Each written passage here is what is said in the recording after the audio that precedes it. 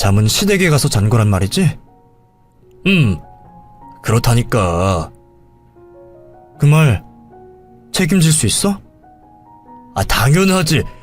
당신 설마 또 무슨 이상한 생각하는 건 아니지? 내가 설마 당신한테 거짓말이라도 했을까봐. 그럼 집에 들어왔어야지. 왜 거기서 잤어? 나도 몰라. 습관적으로 여기 왔던 거겠지. 아무튼 씻고 바로 갈게. 아니야, 거기 있어. 나도 할 말 있으니까. 무슨 할 말? 글쎄 거기 있으라니까. 전화를 끊은 후 동서에게 전화를 걸었어요. 그랬더니 걸걸한 목소리로 받더라고요. 술이 덜 깼는지 비몽사몽 하더라고요. 네, 형님. 이 시간엔 어쩐 일이세요? 어제 내 남편 만났지? 네, 그런데요? 왜 어제 내 연락 안 받았어? 전화하셨어요? 몰랐는데. 한 20번은 한 것 같은데? 왜 그렇게 많이 하셨어요? 몰라서 물어? 내 남편이 연락이 안 되니까 동서한테 한 거지. 정신이 없었어요. 아주버님이랑 얘기 나누다 보니 핸드폰 확인할 시간도 없었고요. 집에 안 들어가고 어제 어디 갔어? 그게 무슨 말이에요? 저 어제 집에 들어왔는데? 거짓말인 거 티나거든? 됐고 지금 시댁으로 좀 와. 지금요? 왜요? 할 말이 있으니까. 무슨 할 말이요? 내가 중대 발표를 할 계획이거든. 안 오면 손해일 거야. 의미심장한 말을 남긴 채 전화를 끊은 저는 곧장 시댁에 쳐들어갔습니다. 샤워까지 마친 남편이 뻔뻔하게 시어머니가 끓인 해장국을 먹고 있더라고요. 너무 화가 나잖아요. 그래서 시부모님이 계시든 말든 신경도 안 쓰고 남편에게 소리를 질렀어요. 지금 밥이 넘어가? 어제 왜 연락 안 받았는데? 나 귀 안 먹었어. 조용히 좀 말해. 일단 진정하고. 내가 지금 진정하게 생겼어?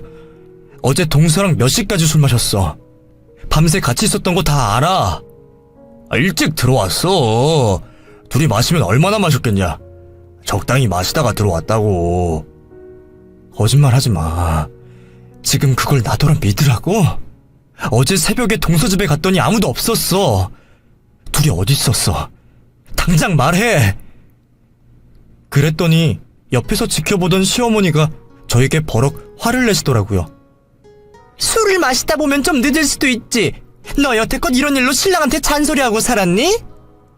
어머님, 이게 말이 되는 상황이에요? 둘이 술자리를 가진 후 연락두절이 됐다고요. 그래서 뭐 그게 어쨌다고? 둘째 며느리 상황이 워낙 안쓰러우니 위로 좀 해줄 수 있는 거지. 너 설마 둘 사이를 의심하는 거니? 어제 이 사람 몇 시에 들어왔어요? 글쎄 난 자느라 언제 들어왔는지 못 들었다니까. 아침에 들어왔죠? 어머님도 아시잖아요. 솔직히 말씀해주세요. 밤에 들어왔어. 됐니? 이제야 속이 좀 후련해. 얼마나 아내한테 시달리면 술김에 본가에 와서 소파에서 쪽잠을 잤겠어. 너도 이제 그만 좀 해.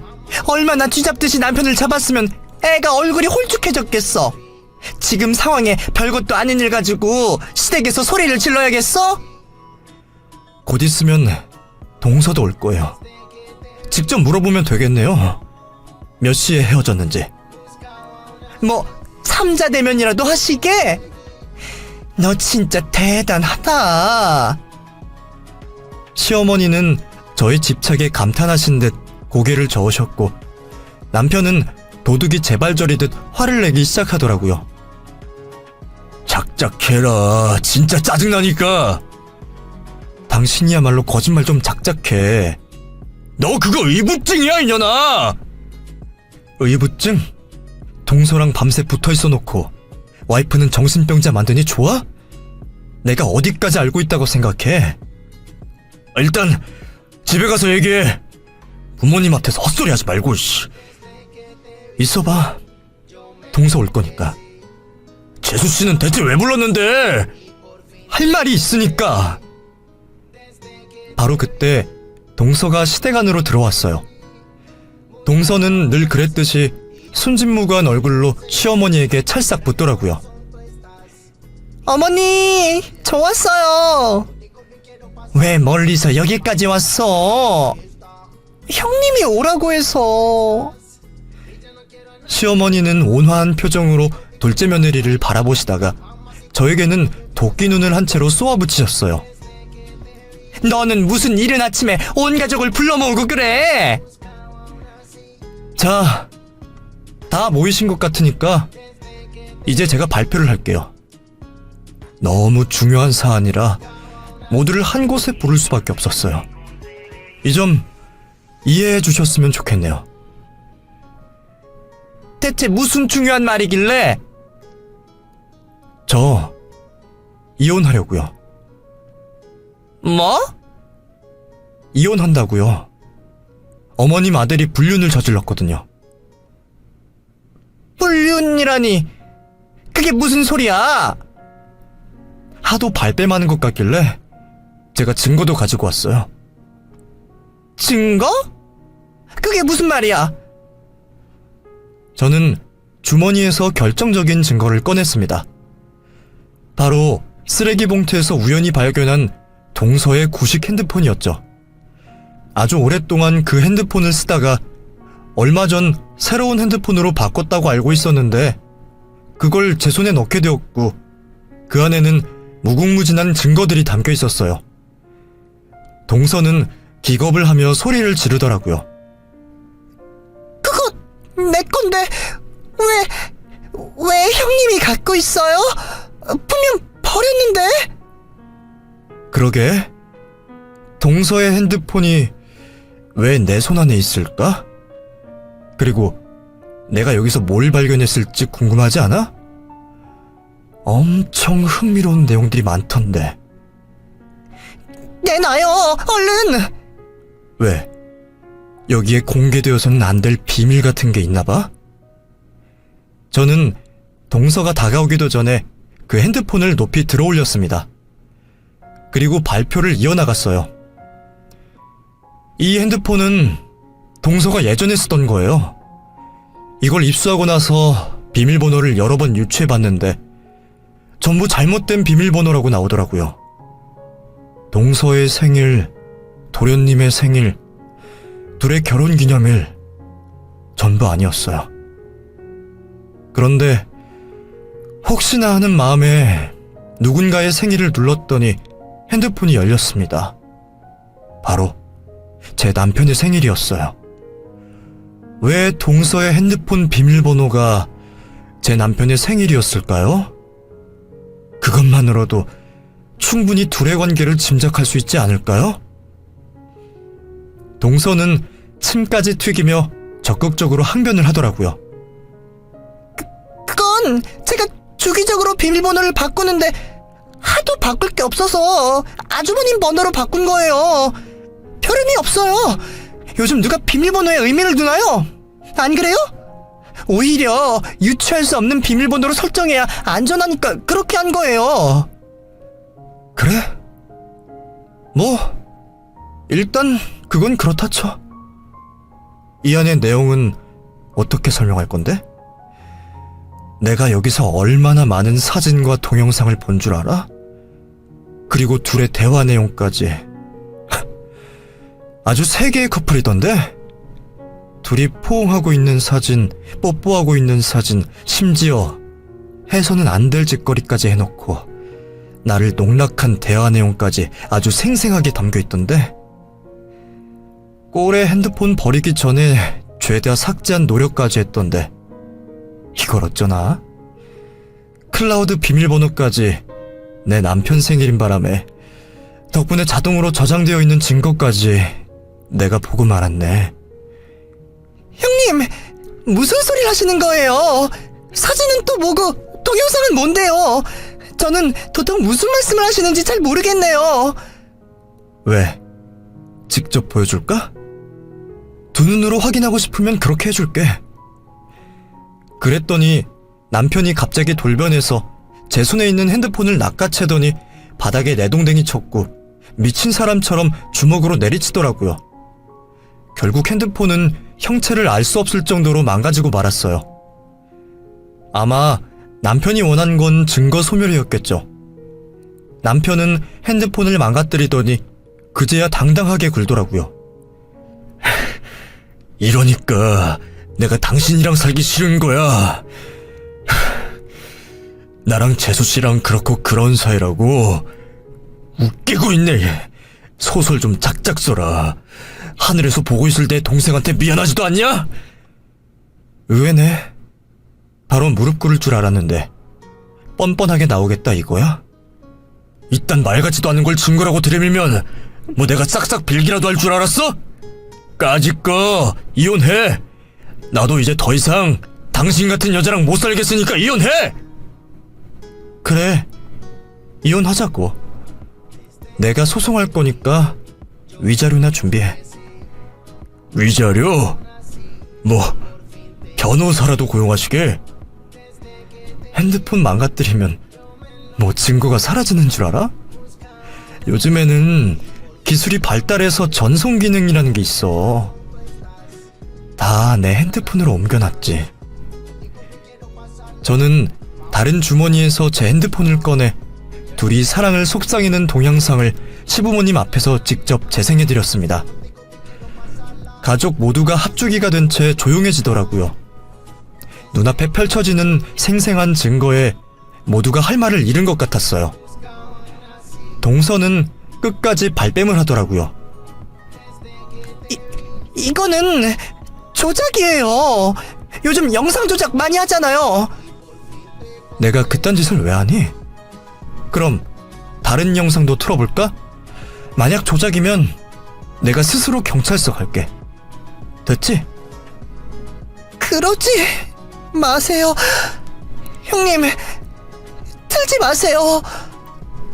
조작이라며 다른 것들도 조작인지 한번 감상해보라고. 제발 부탁드려요. 동서는 얼굴이 백지장이 되어 사시나무 떨듯 벌벌 떨고 있었고 지금 상황이 낭떠러지라고 생각했는지 갑자기 태세 전환을 하기 시작했습니다. 형님, 제 말 좀 들어보세요. 믿으실지 모르겠지만 아주 잠깐이었어요. 지금은 헤어졌어요. 잠깐 만나고 헤어졌다고? 그걸 나더러 믿으라는 거니? 처음엔 저도 말이 안 된다고 생각했어요. 어떻게 감히 아주버님이랑... 그런데 아주버님이 자꾸 둘이서 만나자고 하니까 저도 모르게... 그랬더니 남편이 동서에게 발끈하며 화를 내더라고요. 이 여자가 못하는 소리가 없어! 내가 언제! 여보, 이거 다 모함이야. 사실은 말이야, 그때 다같이 펜션 갔을 때 재수씨가 먼저 수영복만 입고 유혹을 하더라고. 딱 몇 번 만나준 게 다야. 그게 끝이고 어제 이후로 우리는 완전히 끝났어. 그때였어요. 시어머니가 테이블 위에 있는 스탠드 조명을 들고 소리를 지르며 바닥에 내동댕이 치시더라고요. 그리고 동서의 머리채를 잡고 오열을 하셨습니다. 네가 그러고도 사람이니? 어떻게 배우자가 있는 것들이 그딴 마음을 품을 수가 있어? 그것도 가족끼리. 이게 무슨 해글망측한 짓이야? 시어머니는 남편에게 달려가 따귀를 때리시며 욕을 하셨고 남편은 묵묵히 시아버지의 주먹을 감내했습니다. 저는 그 광경을 잠시 감상하다가 홀로 유유히 집으로 돌아왔어요. 남편이 나를 배신했고 이혼밖에는 답이 없다는 게 그제야 실감나더라고요. 살면서 그렇게 많은 눈물을 흘려본 게 처음이었습니다. 가슴이 찢어질 듯이 아프다는 걸 직접 실감한 날이었네요. 남편은 밤이 되어서야 집에 돌아왔어요. 아마 상황을 수습하느라 아주 바빴겠죠. 남편은 저를 한참 동안 뚫어져라 바라보더니 한마디 내뱉더라고요.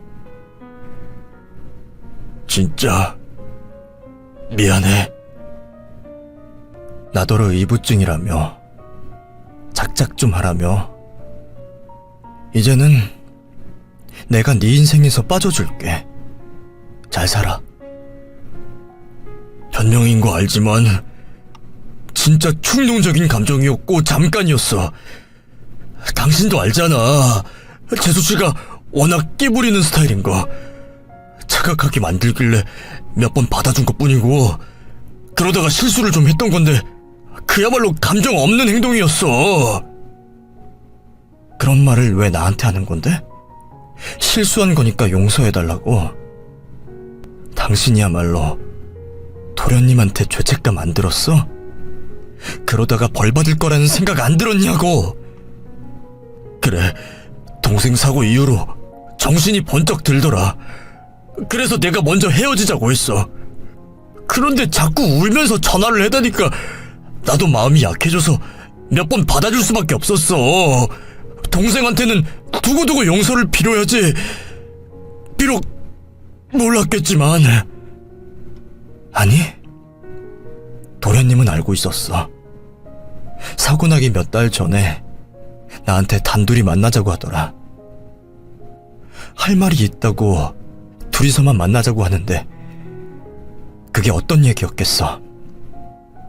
둘 사이를 이미 알고 있으니 나한테 상의하려고 했겠지. 도련님은 아내에게 배신당하고 형한테 배신당했어. 동시에 둘에게 배신당했으니 얼마나 힘들었겠어. 든든한 버팀목이라고 생각했던 형이 자기를 배신했으니 얼마나 가슴이 찢어졌겠어. 당신은 천벌받을 거야. 절대 용서받지 못할 거라고. 내 동생이 알고 있었다고? 짐승도 그렇게는 못할 거야. 어떻게 형제의 여자를 건드릴 생각을 하지? 난 도저히 이해가 안 가서 그래. 혹시 머릿속에는 그것밖에 없니? 주체가 안 돼? 도련님이 불륜 사실을 알고 있었다는 사실이 충격적이었는지 남편은 한참 동안 고개를 숙이며 울더라고요. 추궁해보니 둘의 역사는 아주 오래전부터 시작이 되었더라고요.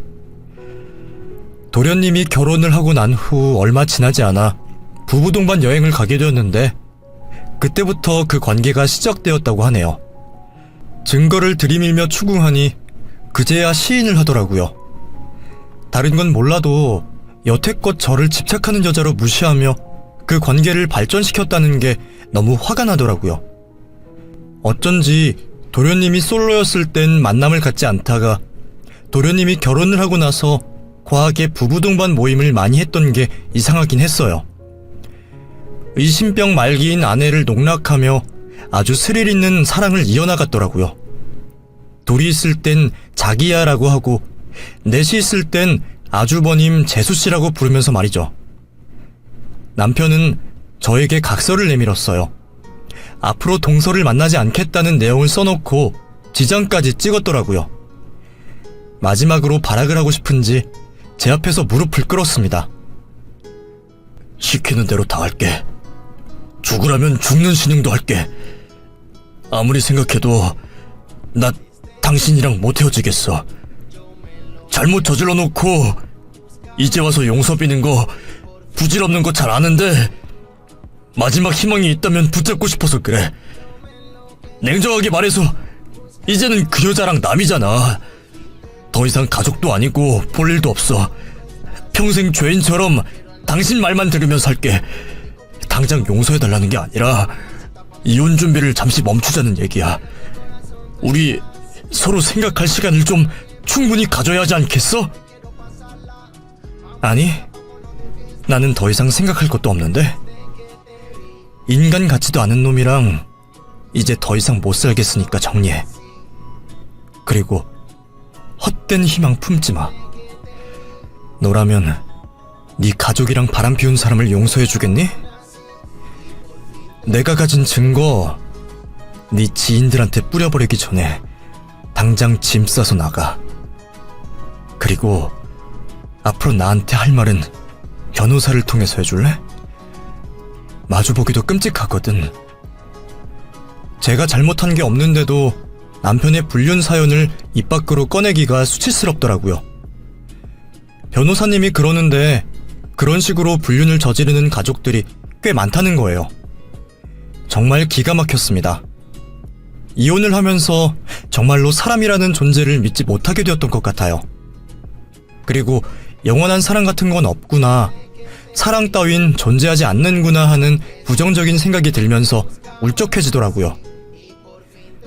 상간녀 소송을 하니 동서라고 부르고 싶지도 않은 그 여자가 저를 찾아왔더라고요. 결국은 소송을 취하해달라는 말을 하고 싶어서 온 거겠죠. 눈을 마주치고 싶지도 않더라고요. 동서는 제 앞에서 눈물을 흘리며 용서를 빌었습니다. 형님, 제가 죽을 죄를 지었습니다. 제가 잠시 미쳤었나봐요. 사실 남편이 저를 너무 외롭게 했어요. 아시잖아요. 무뚝뚝하고 표현력이라고는 요만큼도 없던 사람이었던 거. 그래서 저도 모르게 아주버님에게 마음이 갔던 건 사실이지만 그렇게 진지한 사이는 아니었어요. 그냥 친한 오빠 동생 사이처럼 지내다가 몇 번 선을 넘었던 게 다예요. 내가 예전부터 느낀 게 뭔지 알아? 넌 입이 방정이야. 어째 말을 하면 할수록 더 망해가는 것 같지? 저도 답답해요. 형님께 제 진실된 마음을 보여드리고 싶은데 그럴 방법이 없으니까. 깔끔하게 위자료 주면 되잖아. 몇 분 되지도 않는 거, 그것마저도 주기 싫어서 나더러 용서해달라는 거야?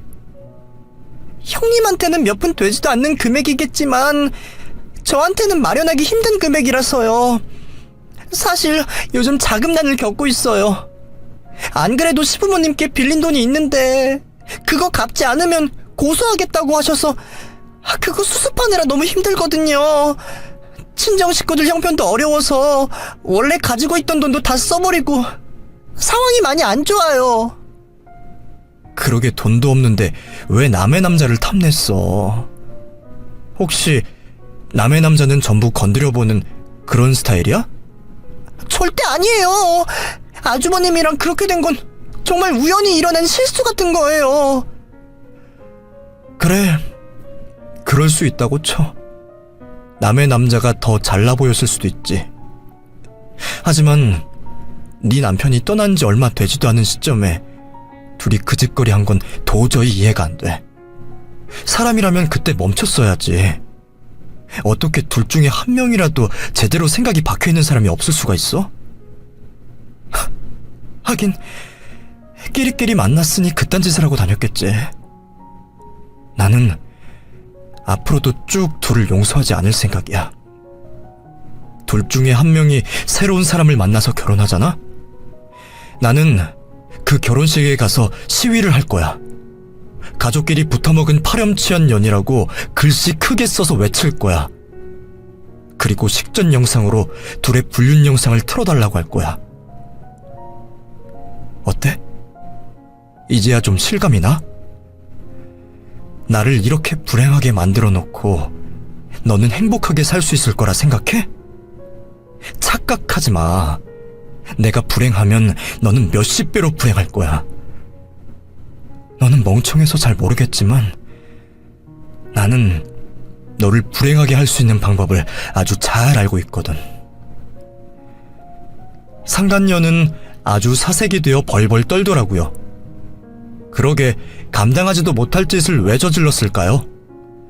그래도 상간녀가 멍청한 탓에 증거도 쉽게 얻을 수 있었고 자백도 쉽게 받을 수 있었네요. 남편의 부정행위를 스스로 입증하고 확인해야 하는 그 과정이 정말 끔찍했지만 그래도 버티고 버티다 보니 어느새 끝이 보이더라고요. 그렇게 저는 아주 큰일을 치른 후 돌싱이 되었습니다. 짧은 결혼 생활은 저에게 위자료와 재산 분할을 남겼네요.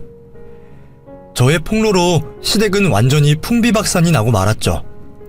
시어머니는 알아누우셨고 시아버지는 전 남편을 호적에서 파버리겠다며 내쫓았다고 하시더라고요.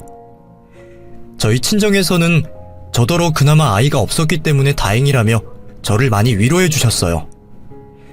저희 친정오빠는 그 자식을 가만두지 않겠다며 야구방망이를 들고 집에 찾아간 적도 있네요.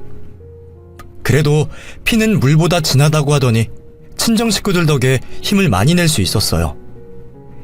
인생의 처음이자 마지막이 될 줄 알았던 결혼 생활이 허무하게 끝나면서 인생관도 많이 바뀌게 되더라고요. 예전에는 계획적으로 살면서 강박증을 가지며 살았는데 이제는 흘러가는 대로 자연스럽게 두는 것 또한 인생이라는 걸 배웠고 평온한 하루를 보내는 것만으로도 큰 행운이라는 걸 깨닫게 되었어요. 몇 년이 흐른 지금은 정말 신기하게도 과거의 아픔을 많이 회복한 상태예요. 따지고 보면 내 인생을 통틀어 아주 작은 부분을 차지했던 경험인데 그 아픔을 평생 간직한다는 게 억울하잖아요?